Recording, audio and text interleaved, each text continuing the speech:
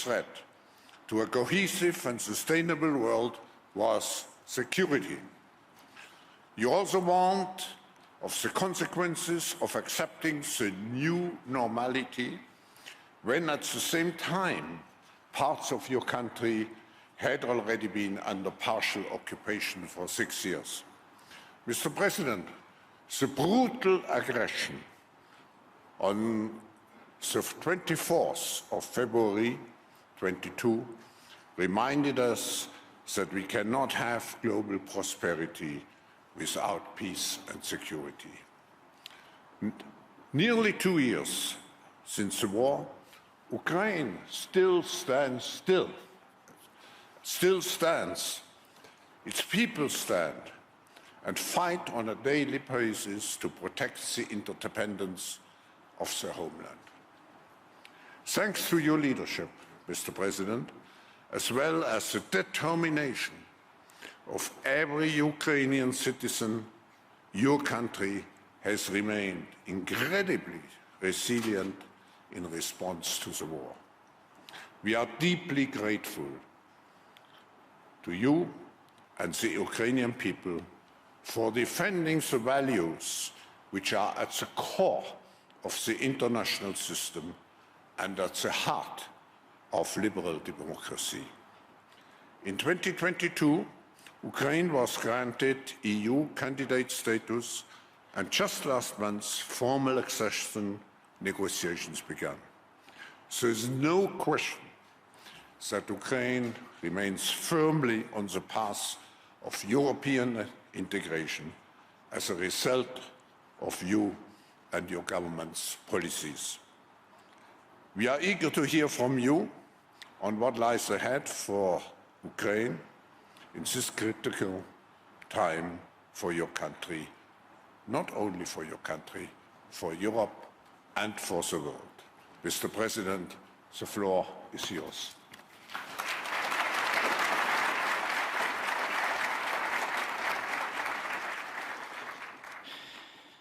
Thank you so much. Professor Schwab, thank you for your very kind introduction. President Brandon, ladies and gentlemen, I appreciate your willingness to hear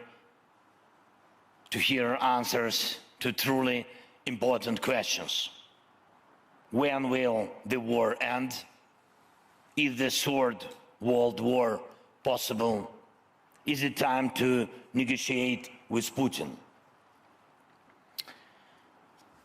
The full-scale war in Europe has been ongoing for nearly 2 years. Counting the time since Russia's illegal annexation of our Crimea, it's been almost 10 years. And for almost 10 years, Russia has been interfering in African countries from Sudan to Mali. The Syrian war still bleeding because of Putin's decision to prove something to the world has been ongoing for almost 13 years. In fact, one man has stolen at least 13 years of peace, replacing them with pain, and crises that impact the entire world. Putin is trying to normalize what should have ended in the 20th century. Mass deportations, cities and villages razed to the ground, and the terrifying feeling that the war may never end. In fact, Putin embodies war. We all know that he is the sole reason why various wars and conflicts persist and why all attempts to restore peace have failed, and he will not change. He will not change. We must change. We all must change to the extent that the madness that resides in this man's head or any other aggressor's head will not prevail. Putin is frank about what he wants, what he does, and who his targets are. His answer to the duration of the war is always war, without an end, and he wants in this way. His answer to the limits of chaos in the world is the boundless support of terrorist forces. He enjoys conflicts that cause suffering to others. His answer to calls for peace is supplying more and more weapons from North Korea and Iran. Regimes like his exist as long as they wage wars. And we all in a free world exist as long as we can defend ourselves. If anyone thinks this is only about us, this is only about Ukraine, they are fundamentally mistaken. Possible directions and even timeline of a new Russian aggression beyond Ukraine become more and more obvious. Let me ask very honestly, which European nation today can provide a combat-ready army on par with ours, holding back Russia? And how many men and women are your nation ready to send to defend another state, another nation? And if one must fight against Putin together in the years ahead, isn't it better to put an end to him and his war strategy now, while our brave men and women are already doing it? They are the world's chance. They are. In any dire confrontation, there's always a point where a catastrophe can be stopped. Ukraine is that opportunity, and we all in the free world must be unwavering in our pursuit of our desires, actions, and goals. Just as Putin is frank about his doom-laden ambitions, we all Ukrainians began our defense at a time when almost no one in the world believed in Ukraine. But we turned tables so that now the world has stopped believing in Russia. Even Putin's current buddies in Pyongyang and Tehran are simply using his madness while he still has technologies and resources to pay them. No one believes in his future or invests in it. And we, all of us today, even more than yesterday, must invest in bringing peace closer, a peace that is both just and stable. Before the full-scale invasion, we constantly heard, "Don't escalate." And we called for proactive action, sanctions to prevent war expansion. And we were told, "Don't escalate." And after February 24th, nothing harmed our coalition more than this concept. Every "don't escalate" to us sounded like "you will prevail" to Putin. And we asked for new types of weapons, and the response was "don't escalate." But then weapons arrived, and there was no escalation. A Russian missile fell on NATO territory. The response again was "don't escalate." But retaliation at the moment could have taught Russia a lot and would have added necessary confidence to the West. We talked about blocking the transit of sanctioned goods to Kaliningrad, but the response was "don't escalate." Full force of the sanctions could have forced Putin to concessions. Because of "don't escalate," time was lost. And the lives of many of our most experienced warriors who fought since 2014 were lost. Some opportunities were lost. The lesson is clear. Everyone thought Russia had missiles that couldn't be shot down. Patriots shoot down everything. And many feared the consequences if Ukraine gets long-range weapons. As a result, Russia just loses more. And we heard Russia would never allow a grain corridor without its involvement. Nearly 16 million tons of cargo have been transported from our ports. And we can prove that Russia will reconcile with the complete loss of its Black Sea fleet, which terrorized commercial ships. And we must gain air superiority for Ukraine, just as we have gained superiority at the Black Sea. We can do it. Partners know what's needed and in what quantities. This will allow progress on the ground.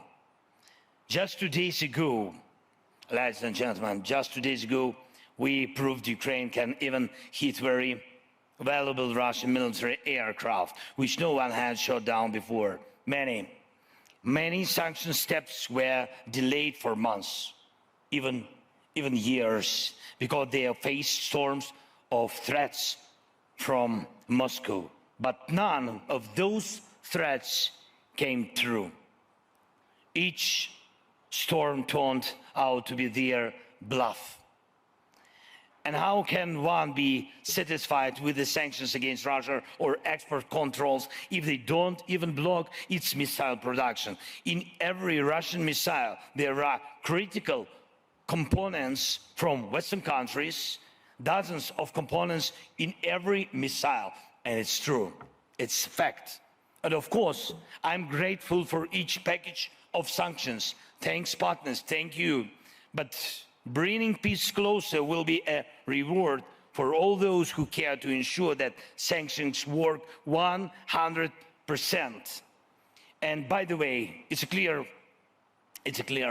weakness of the West that Russia's nuclear industry is still not under global sanctions, even though Putin is the only terrorist in the world who took a nuclear power plant hostage.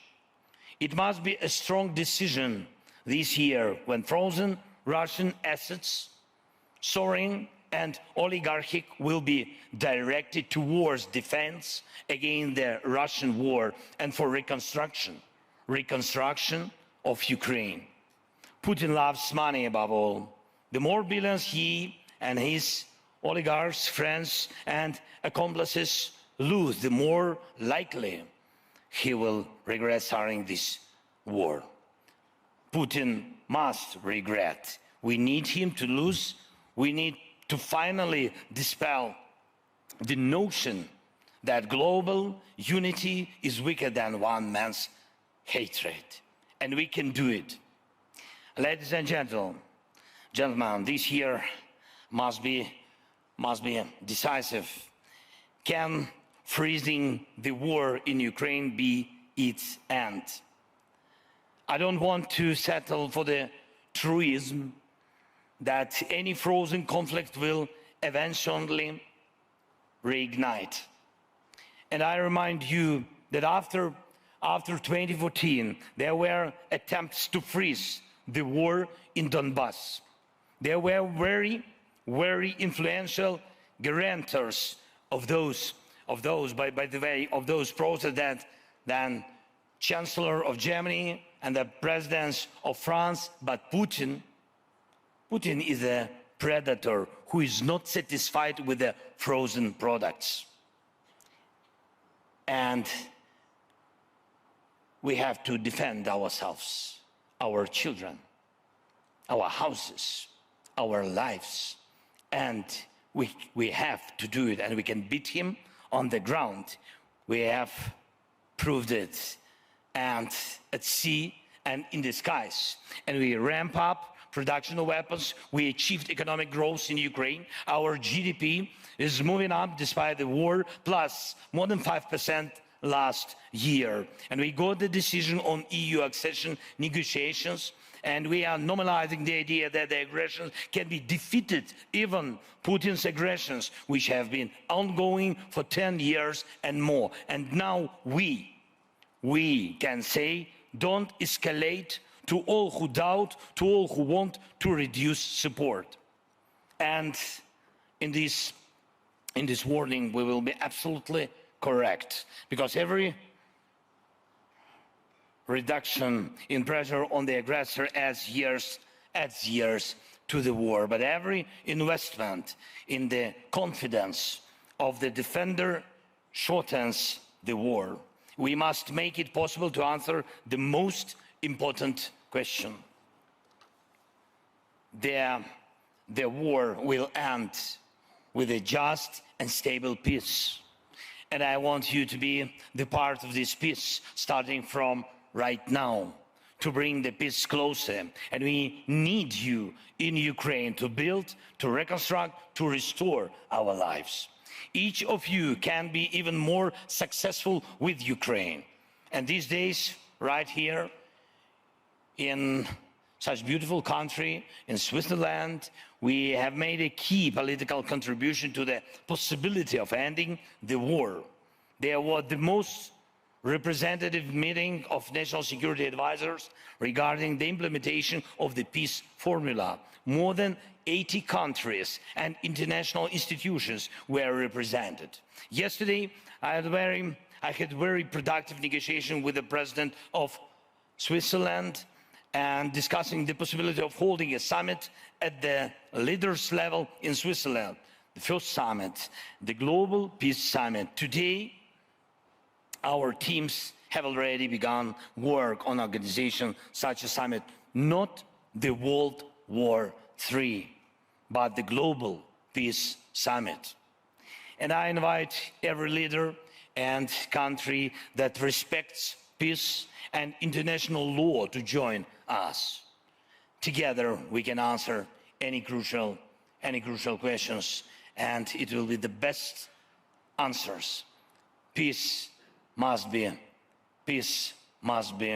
the answer. Thank you for your invitation, and thank you for attention. Slava Ukraini. Thank you.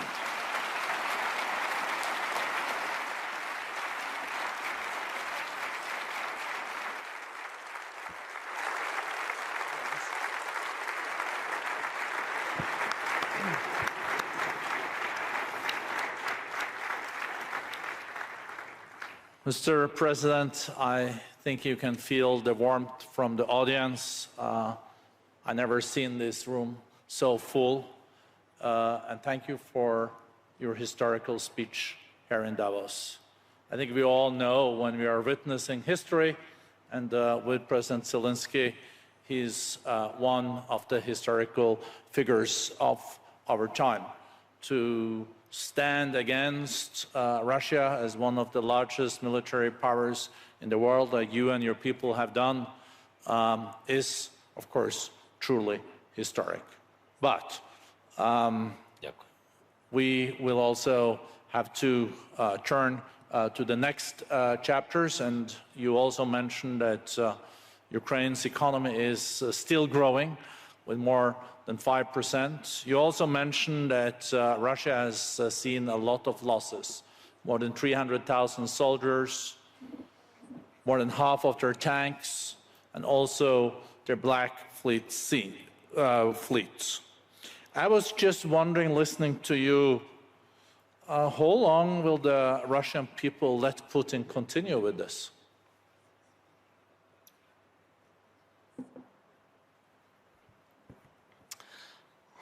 Дуже цікаво ваше запитання, як довго російський. Let's see if everyone gets on. Yeah, please. And here you have some water. Try. No, I have water. Okay. I will wait. I have enough time till morning. No, I have no time. Sorry. If you have... You have a war to win, no? Okay. I have a lot of work. Thank you so much. No, it's a great... So, can I speak Ukrainian? yeah, of course, everyone has their... Everybody understands Ukrainian. Okay, that's great. With the interpretation, yes. I see, yeah.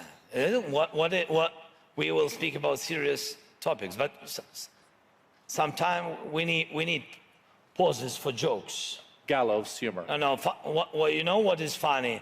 Now I'm speaking English and have Ukrainian translation here. So it's thanks technologies. But it has to be opposite. How did it I sound? have to speak Ukrainian. How did it sound in Ukrainian? Great, great. My voice is better here. So I don't like to hear my voice. Добре, дякую. Чому я хотів відповісти українською? Я вам поясню. Ви навіть ви не розумієте, яка різниця між вами і між нами і цією людиною, як Путін. Тому що ви зараз сказали, і в вашому запитанні було все. Відмінність автократії від демократії. В тому, що ви сказали, скільки народ, що як цікаво, скільки народ Росії дозволить ще Путіну. І далі вже не важливо війну, вибори, бути керівником їх держави. Питання в тому, що ми з вами однаково це розуміємо, скільки народ дозволить. Це і є принципи демократії. А в цьому і різниця. Нічого народ не дозволяє президенту Путіну. Питання, скільки Путін і що він дозволяє своєму народові. І тому питання, воно стоїть по-іншому. Питання стоїть в тому, що а скільки народ готовий бути, не чути нічого, бути просто глухим, нічого не бачити, робити вигляд, що все нормально, все йде правильно. Тобто питання це не до мене, питання до народу Російської Федерації, питання до них. Чи вони спроможні змінити себе або ні. І це виключна така ситуація. А Путін, це те, про що я говорив. Путін, я не вірю, що ця людина спроможна змінитись, бо тільки люди спроможні це робити.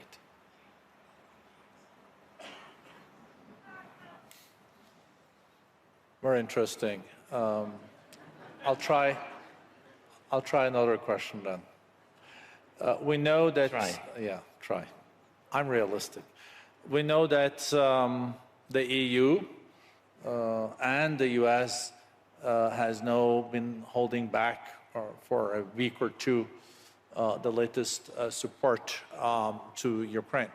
I know that you're meeting European leaders. You met with President von der Leyen. I think you also meet with the key American leaders here.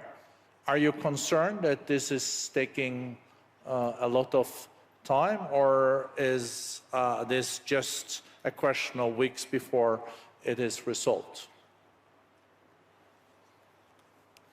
Дякую за запитання. Я думаю, що це питання тижнів. Я маю позитивні сигнали, що Європа підтримує нас, саме країни Європейського Союзу. І так само я впевнений, що вирішиться питання щодо допомоги в Конгресі. Без цього це неможливо. Ми провели багато різних дискусій, діалогів, зустрічей. Я думаю, що ми не просто так витрачаємо час. Такий час дороговартісний для нас дуже, тому що ми в час війни маємо бути в своїй державі. І це важливо – приїжджати, комунікувати з партнерами, зустрічатися, але тим не менш є пріоритети в воєнний час. І тому я вірю, що буде дуже позитивна реакція від наших партнерів.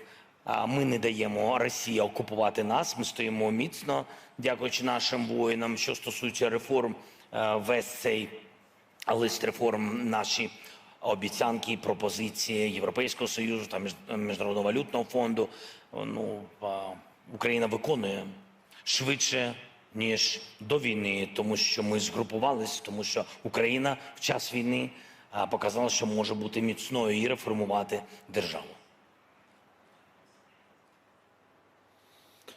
I think also, Mr. President, a good reminder to all of us that when Putin attacked, saying that it was just false allegations that he was going to attack Ukraine, that he said the evening before the attacks started, you've been able to take back 50% of the territory that he occupied. I think it's also important to remind ourselves that you did even before you got the Western weapons support that was based on your old army. And you have a much stronger army now, probably the 6th, 7th strongest army in the world. But I think, if I may, if you could share the sentiment among the people in your country. How do Ukrainians now feel after 2 years of this war? Are they as committed or even more committed after all the atrocities, the latest shelling and also killing of civilians? Because you also have to manage your own population. Дякую за складне, напевно, дуже запитання. Перш за все, український народ ніколи не пробачить Путіну, його оточенню і всім тим, хто спонсорував весь цей тероризм, хто відібрав у нас життя, наших людей, наших дітей, час тих діточок, які, слава Богу, вижили, але яким прийшлося подорослішати через цю війну і просто позбавили їх дитинства. І, на жаль, мої співчуття ще раз тим, кого позбавили близьких, рідних. Тому казати про якісь пробачення чи час, як то кажуть, час грає на користь і Путіну, і що люди в Україні забудуть. Ні. Відпочивати і на цьому світі, і на іншому він спокійно не буде. Ні його діти, ні його онуки.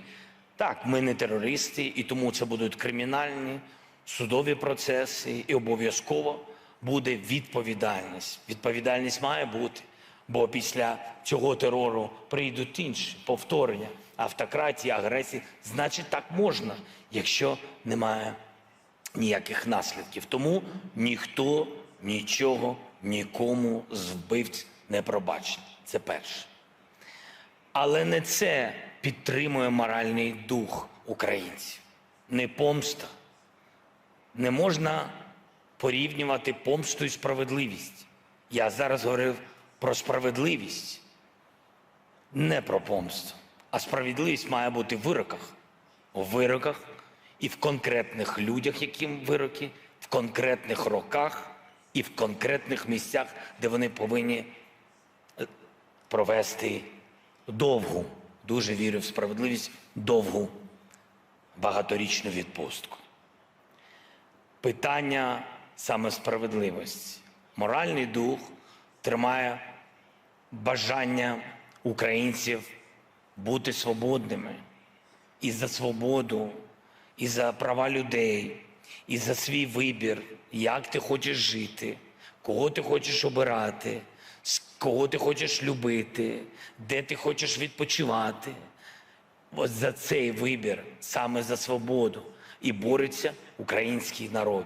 Бореться абсолютно сміливо, міцно. І я вважаю, що він бореться за наші з вами спільні цінності. Складно зрозуміти ціну цих цінностей, коли у тебе немає війни. І тому так важлива ваша підтримка. Так важливо, щоб цивілізовані люди розуміли цю ціну ще до того, як може статися лихо. І якщо ми всі це зрозуміємо, ми об'єднаємось в допомозі Україні і в політичній ізоляції Путіна. А якщо ми це зробимо, то це буде правильні політичні превентивні кроки, щоб війна не прийшла скрізь Україну і не прийшла в інші країни. А саме цього хоче Путін. Відволікаючи своє рабське населення, бідних людей, він не спроможний побудувати ринкову економіку в Росії. Він не зміг це зробити. Він не зміг людей зробити, середній клас зробити з бідних людей. Дати людям насолоджуватись результатом своєї роботи, насолоджуватись своїм життям. І тому він їм запропонував радикалізм за рахунок Кремля, їх брехливої інформаційної політики. І завдяки війні, якщо ти не можеш дати економіку, він знайшов їм інші, в лапках, перемоги. Це окупація інших народів, приниження, знищення. Ось і все. Вибачте, я відповідав дуже довго. Ваше запитання було коротше. I think they're more interested in hearing you than me. I think, Mr. President, Enough? I think that was an amazing way to end. Maybe just short question, how can we in this room, and also we discussed this morning with, you had 70 global CEOs in the room, how can we even better contribute for the principles you laid out and for Ukraine? Я сказав сьогодні вам абсолютно відверто, я вважаю, що наша міць і наш скарб України – це перш за все люди. І вони довели всьому світу, що вони розумні, талановиті, сучасні і кмітливі, вони сміливі і абсолютно відкриті. І я сказав вам, що для нас сьогодні побудувати міцну економіку може тільки наше населення, наш народ і ваші інвестиції. Робочі місця, багато робочих місць, і для цього нам потрібні нормальні інвестиції, абсолютно зрозумілих, прогнозованих, чистих компаній. І я впевнений, що це нас зміцнить, тому що збільшить робочі місця, збільшить можливість для наших людей повертатись з-за кордону додому. І як я вам сказав, абсолютно відкрито, Путін зміг заходити тільки в ті селища, де він вбив людей або де не було людей, і вони бігли через цю війну. А якщо багато людей в містах, і вони готові були захищати свою землю, і вони її захистили. Тому зміцнюйте, будь ласка, нашу економіку, ми зміцнемо вашу безпеку. Thank you so much. Thank you.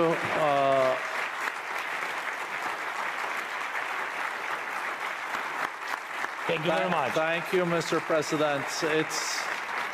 It's been an, you see? Thank you very much.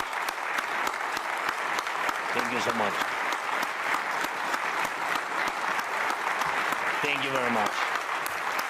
Okay, thank you.